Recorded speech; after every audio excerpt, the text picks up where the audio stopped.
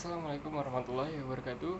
Perkenalkan, nama saya Muhammad Ramsurya dengan NIM 2205 040146. Hari ini saya akan menjelaskan asas-asas hukum tata negara dan asas-asas hukum administrasi negara. Menurut Karta Saputra mendefinisikan bahwa hukum tata negara atau HTN adalah sekumpulan hukum yang mengatur tentang keorganisasian suatu negara atau tentang hubungan antar alat perlengkapan negara dalam garis koordinasi vertikal dan horizontal, tentang kedudukan warga negara terhadap negara beserta hak-hak asasinya. Dalam HTN tentu dikenal beberapa asas-asas hukum tata negara. Berikut adalah beberapa asas yang dikenal dalam HTN beserta penjelasannya. Di sini terdapat 5 asas-asas dalam hukum tata negara. Yang pertama itu asas legalitas. Asas legalitas berkaitan dengan gagasan demokrasi dan negara hukum. Gagasan demokrasi menuntut agar setiap bentuk undang-undang atau UU dan keputusan mendapatkan persetujuan dari wakil rakyat dan lebih banyak mementingkan kepentingan rakyat. Sedangkan menurut gagasan negara hukum, penyelenggaraan kenegaraan dan pemerintahan harus disadari pada undang-undang dan memberikan jaminan terhadap hak dasar rakyat yang tertuang dalam undang-undang. Yang kedua, asas kekeluargaan. Asas kekeluargaan terdapat di dalam pasal 33 ayat 1 Undang-Undang 1945 yang berbunyi, perekonomian disusun sebagai usaha bersama berdasar atas asas-asas kekeluargaan. Ide mengenai asas kekeluargaan yang dicantumkan dalam Undang-Undang 1945 berasal dari Soepomo dalam pidatonya tanggal 31 Mei 1945 ketika diadakan sidang BPUPKI di Jakarta. Stateside integralistik dari bangsa Indonesia terlihat dari sifat tata negara Indonesia, yakni pemimpin yang bersatu jiwa dengan rakyat dan para pejabat negara yang senantiasa wajib memegang teguh persatuan keseimbangan dalam masyarakat. Selain itu, asas kekeluargaan juga terlihat dari cara pengambilan keputusan dengan musyawarah. Pertama, cara pengambilan keputusan bersumber pada sila keempat Pancasila berupa kerakyatan yang dipimpin oleh hikmat kebijaksanaan dalam permusyawaratan perwakilan. Cara musyawarah mufakat berarti keputusan yang diambil adalah hasil keputusan bersama. Kedua, berdasarkan pasal 20 ayat 2 Undang-Undang Dasar 1945, setiap rancangan undang-undang dibahas oleh Dewan Perwakilan Rakyat dan Presiden untuk mendapat persetujuan bersama. Artinya, hubungan kerjasama tersebut tampak di mana wakil pemerintahan akan selalu bermusyawarah dengan DPR dalam proses pembicaraan penyusunan undang-undang. Asas kedaulatan rakyat. Pengertian berdaulat adalah negara-negara yang berhak menentukan urusannya sendiri, baik masalah dalam negeri maupun masalah luar negeri, tanpa ada campur tangan negara lain. Indonesia sendiri menganut kedaulatan rakyat yang ditegaskan dalam pembukaan Undang-Undang Dasar 1945 yang berbunyi, Negara Republik Indonesia yang berkedaulatan rakyat.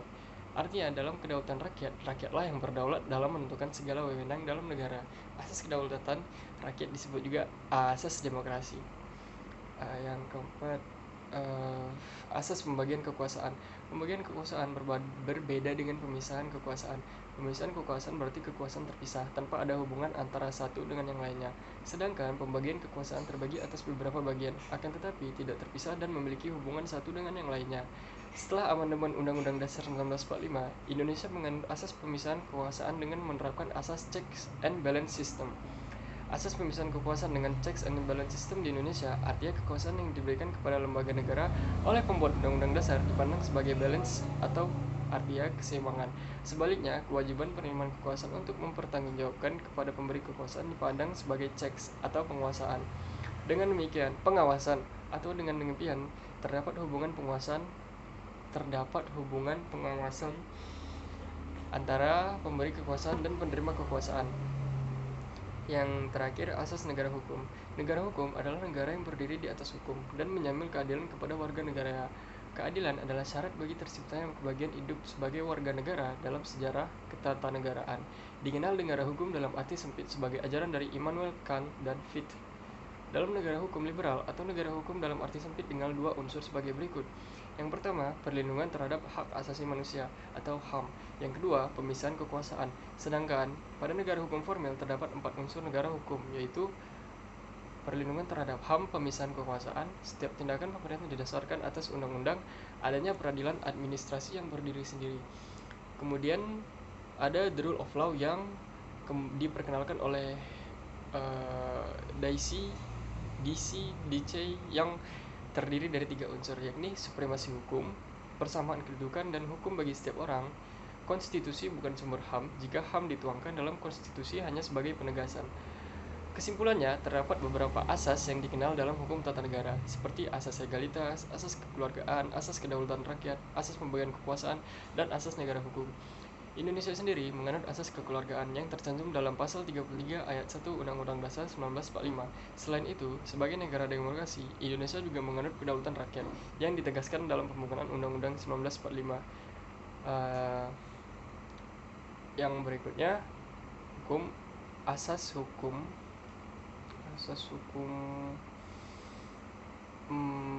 administrasi negara.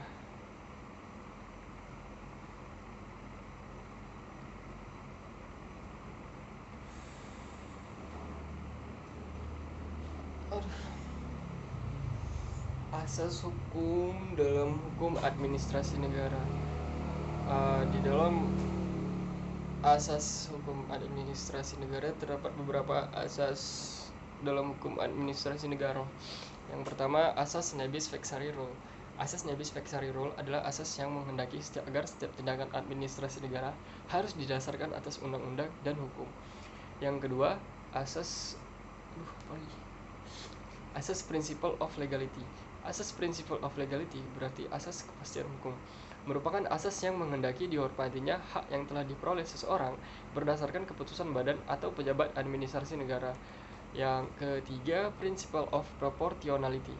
Principle of proportionality atau asas keseimbangan adalah asas yang menghendaki proporsi yang wajar dalam penjatuhan hukuman bagi pegawai yang melakukan kesalahan. Yang keempat, principle of equality. Principle of equality artinya asas kesamaan dalam pengambilan keputusan, yaitu asas yang menentukan bahwa dalam menghadapi suatu kasus dan fakta yang sama, maka seluruh alat administrasi negara harus dapat mengambil keputusan yang sama. Yang kelima, principle of correctness.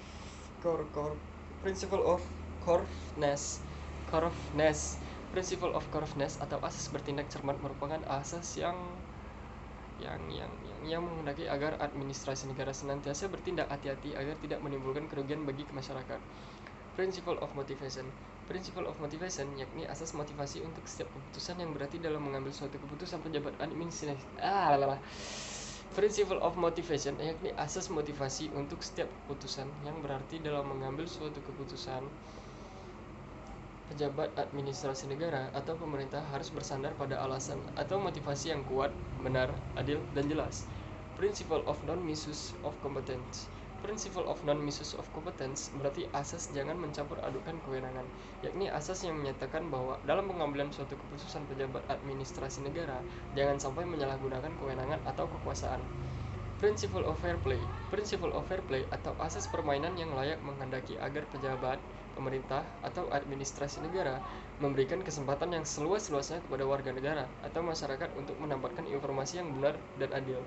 Principle of reasonable or prohibition of arbitrariness. Asas ini berarti kewajaran dalam keadilan. Maksudnya adalah dalam melakukan tindakan, pemerintah tidak boleh berlaku sewenang-wenang atau berlaku tidak wajar atau layak. Principle of meeting raise expectation. Asas ini berarti menanggapi harapan yang wajar. Principle of meeting raise expectation menghendaki agar pemerintah dapat menimbulkan penghargaan yang wajar bagi kepentingan rakyat. Principle of undoing the consequence of annual decision. Asas ini meniadakan akibat-akibat dari pembatalan suatu keputusan. Principle of protecting the personal way of life. Asas ini memiliki pengertian perlindungan terhadap pandangan hidup setiap pribadi. Principle of public service. Principle of public service berarti asas penyelenggaraan kepentingan umum. Asas ini memiliki tujuan agar pemerintah dalam melaksanakan tugasnya selalu mengutamakan kepentingan umum. Asas kebijaksanaan atau sapientia. Asas kebijaksanaan berarti pejabat administrasi negara senantiasa harus selalu bijaksana dalam melaksanakan tugasnya.